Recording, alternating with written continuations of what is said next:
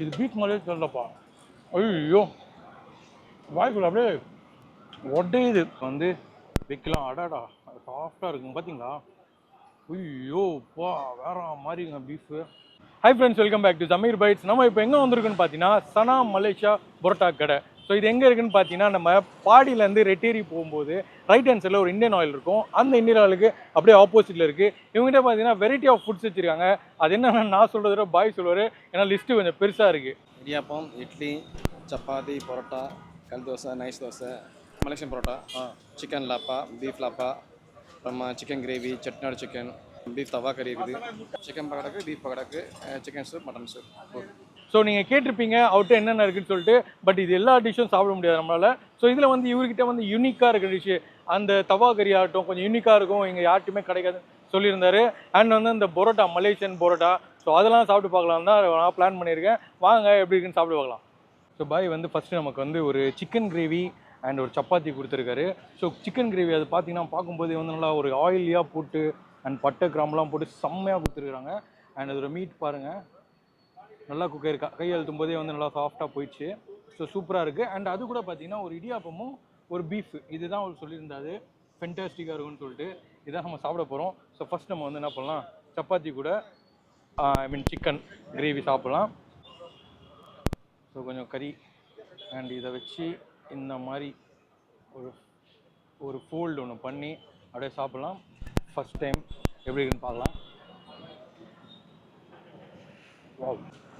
அது செட்டிநாடு சிக்கன் அவர் சொன்ன மாதிரி டேஸ்ட்டு மசாலா ஃப்ளேவர் வேறு மாதிரி இருக்குங்க. அப்பா செம்மையாக கொடுத்துருக்காரு.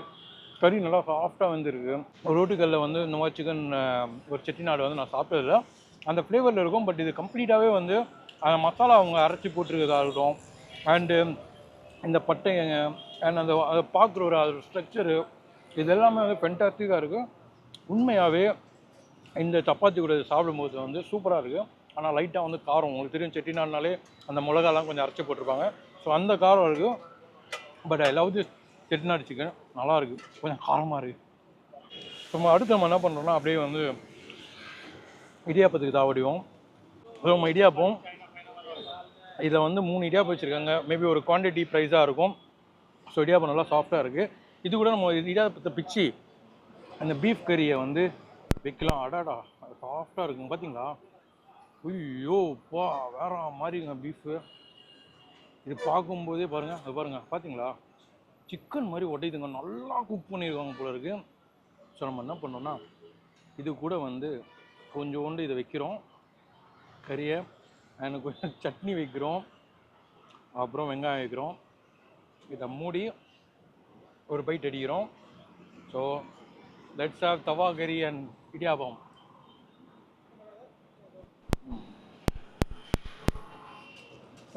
இது பீஃப் மாதிரியே தெரியலப்பா. ஐயோ வாய்க்குள்ள அப்படியே உடையுது. செம்ம டேஸ்ட்டாக இருக்குது. பீஃப் மாதிரியே தெரியலங்க. இது அவ்வளோ நல்லா குக் பண்ணியிருக்காங்க. அண்ட் இதோட மசாலாவும் சூப்பராக இருக்குது. நான் இவ்வளோ சாஃப்டான பீஃப் வந்து நான் சாப்பிட்டதே இல்லைங்க. ஒரு ரோட்டுக்கல்லுன்னு இல்லை, ஒரு கல்லே சாப்பிட்டதில்லை. அதுவும் சட்னியை பற்றி நான் சொல்லியே ஆகணும். வேற மாதிரி சட்னிங்க. ஏன்னா சில இடத்துல வந்து காரம்லாம் போட்டுருவாங்க. இது காரம் கரெக்டாக இருக்குது, புளிப்பு இருக்குது. ஐயோ செம்மையாக இருக்குதுங்க. இது உண்மையாகவே லவ் திஸ். சும்மா பேருக்கு சொல்ல, நான் சில ஃபுட்டு பிடிச்சிருந்தா தான் ரொம்ப நல்லாயிருக்குன்னு புகழ்ந்துருவேன். உண்மையாகவே இந்த சட்னி நல்லாயிருக்கு. Chicken pakoda, actually chicken pakoda வந்துருக்கு. நம்ம சிக்கன் பக்கோடா அடுத்து சாப்பிட போகிறோம். ஸோ சிக்கன் பக்கோடாவும் இவங்க வந்து பார்த்தீங்கன்னா ஆஸ் யூஷுவலாக வந்து ஒரு சட்னி கொடுக்குறாங்க. இந்த சட்னி சிக்கன் பக்கோடாவும் நான் பார்த்ததே இல்லை. ஸோ இதோட கலர் நல்லா இருக்குது பார்க்கும்போதே. இதை உடச்சி பார்ப்போம். இதுவும் சாஃப்டாக இருக்குது. பட் பீஃப் இதை விட செம்ம சாஃப்டாக இருக்குது.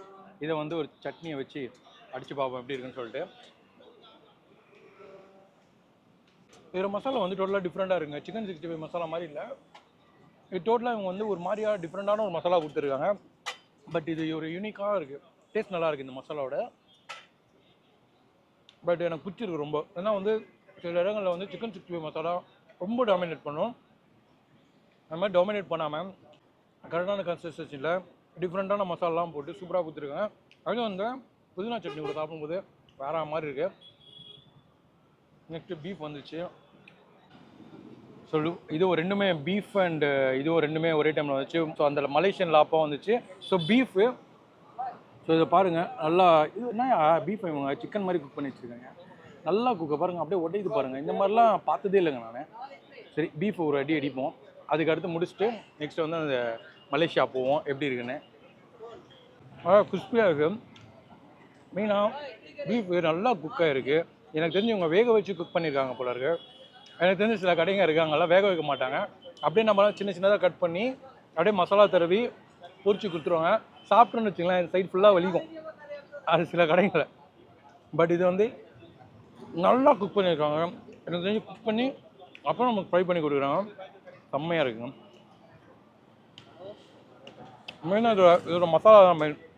இதில் இருக்க எல்லா டிஷ்ஷுமே வந்து மசாலா தான் எனக்கு ரொம்ப ரொம்ப பிடிச்சிருக்கு. இப்போ சிக்கனில் தனியாக இருக்குது, பீஃபில் ஒரு மாதிரி டிஃப்ரெண்ட்டாக தெரியுது. ஆனால் மெயினாக பீஃப் குக்காக இருக்குது, எனக்கு ரொம்ப நல்லா இருக்குது. அண்ட் தவா கறி சொல்லவே தேவையில்ல, வேற மாதிரி அவர் சொன்னதான். ஸோ நெக்ஸ்ட்டு வந்து இப்போ நம்ம மலேசியா தான்டா, நான் கரெக்டாக சொல்கிறேன், மலேசியன் லாப்பா. ஸோ இதை பாருங்கள், நல்லா கொஞ்சம் கருகி விட்ருக்காங்க.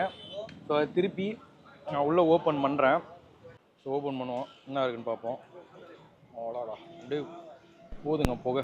ஸோ மீட் போட்டிருக்காங்க, ஐ திங்க் பீஃப்னு நினைக்கிறேன். எஸ், பீஃப் மீட்டு, முட்டை, கருவேப்பிலை, வெங்காயம், அடாடாடா அப்பா. ஸோ இதை நம்ம வந்து பேசினே இருக்காமல் டக்குன்னு உட்காந்து ஒரு அடி அடிச்சிருவோம். பட் லிட்டில் பிட் சூடாக இருக்குது, லிட்டில் பிட்டில் ரொம்பவே சூடாக இருக்குது. ஸோ போமா சாப்பிடுவோமா?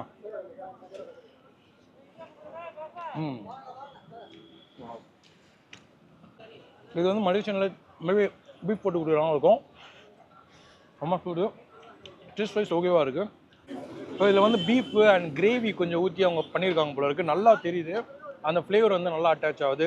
அண்ட் அந்த பீஃபோட ஃப்ளேவர், வறுத்த பீஃப் போட்டிருக்காங்க. மேபி அது நினைக்கிறேன், தவாக்கறி இருக்குல்ல, நீங்கள் தெரிஞ்சு பாருங்கள் சைடில், இந்த வறுத்த பீஃபை தான் போட்டிருக்காங்க போல. ஐ மீன் தவாக்கறியோட பீஃபை தான் போட்டிருக்காங்க போல இருக்குது. செம்மையாக டாமினேட் பண்ணுது, நல்லா இருக்குது. ஸோ நம்ம வந்து இந்த லாப்பா வந்து ஒரு சிக்கன் கிரேவி, இந்த சிக்கன் கிரேவி ரொம்ப நல்லா இருக்குங்க. இது தோசைக்கெல்லாம் நீங்கள் சாப்பிட்டீங்கன்னு வச்சுக்கலாம், செம்மையாக இருக்கும். ரொம்ப ஆயிலிஸ்டிக்காக செம்மையாக கொடுத்துருக்காங்க. இது ஒரு முக்கி. ஸோ இது கூட சாப்பிட்டு பார்க்கலாம். அது சாப்பிடுங்கன்னு சொல்லி கொடுத்தாரு.